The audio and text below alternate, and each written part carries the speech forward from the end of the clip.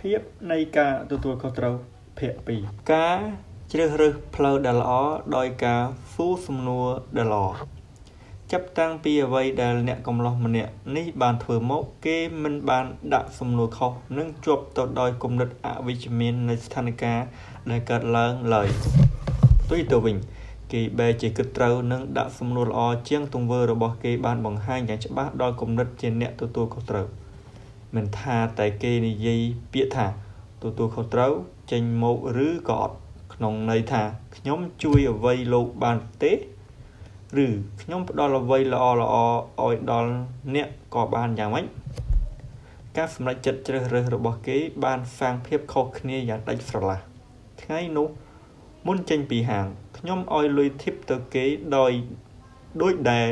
អ្នកដទៃគេឲ្យដែរ2-3ខែក្រោយមកខ្ញុំត្រឡប់ទៅទីនោះម្ដងទៀតខ្ញុំសួររកចាប់ Comeller ជាអ្នកបម្រើនៅក្នុងហាងដែលខ្ញុំចូលចិត្តនាមត្រកូលរបស់គេខ្លាំងណាស់ប៉ុន្តែមានបុគ្គលិកស្រីម្នាក់បានប្រាប់ថាសោកស្ដាយផងចាខាប់មិនបានខ្ញុំបានគិតយ៉ាងលឿនអត់ទេនាងបណ្ដោយឲ្យអ្នកបម្រើផ្ទាល់ខ្លួនរបស់ខ្ញុំចេញទៅហើយឬនាងបណ្ដោយឲ្យមនុស្សដែលមើលមុខខ្ញុំដូចក្រសែភ្នែកពោពេញទៅដោយសំណួរថាមានអ្វីឲ្យខ្ញុំបម្រើទេចេញទៅបានយ៉ាងដូចម្តេចខ្ញុំមិនចង់ជឿថាពួកគេបណ្ដោយឲ្យចាខាប់ទៅពិតមែនប៉ុន្តែការពិត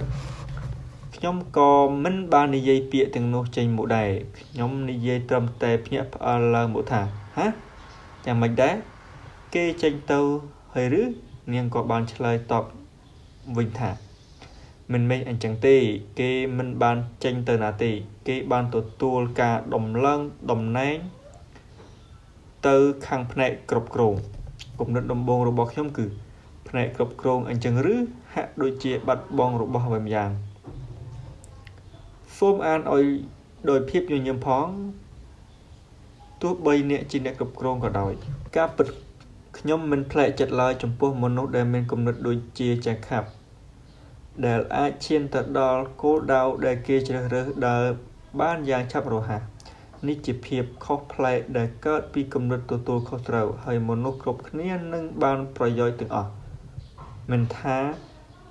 ជាអតិថិជនមិត្តរួមការងារអង្គភាពការងាររួមទាំងយើងគ្រប់គ្នាប៉ុន្តែសម្រាប់ចាខាប់ក្រៅពីប្រាក់ធីបនិងការតម្លើងតំណែងហើយខ្ញុំអត់គិតមិនបានថាជ័យជំនះដ៏ធំធេងបំផុតរបស់គេប្រហែលជាកិច្ចមិនផុតពីអារម្មណ៍ល្អៗដែលកើតឡើងចំពោះខ្លួនឯង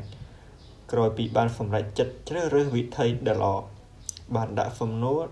ដែលល្អ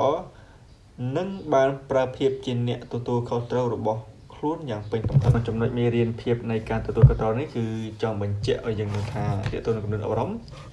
គឺចង់និយាយថាឲ្យយើងគិតវិជ្ជមានកុំគិតអវិជ្ជមានក្នុងស្ថានភាពណាមួយដូចក្នុងសេរីរឿងនេះផ្ទាល់ចាចាខាប់គឺជាតួអង្គដែលគាត់ស្ថិតក្នុងស្ថានភាពបែបណាក៏ដោយមិនថាភ្ញៀវរញ៉េរញ៉ៃបញ្ហាមិនក៏ដោយគាត់នៅតែ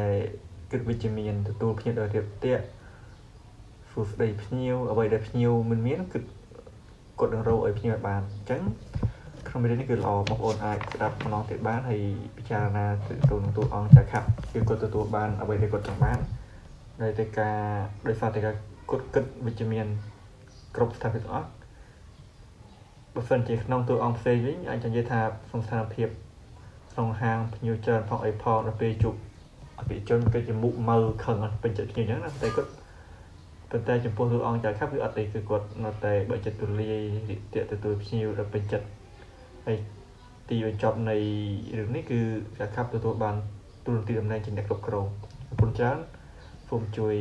ចុច like subscribe ផងនិងទទួលបានមេរៀនល្អៗទាក់ទងនឹងផុតគំនិតការគិតល្អៗសូមច្រើន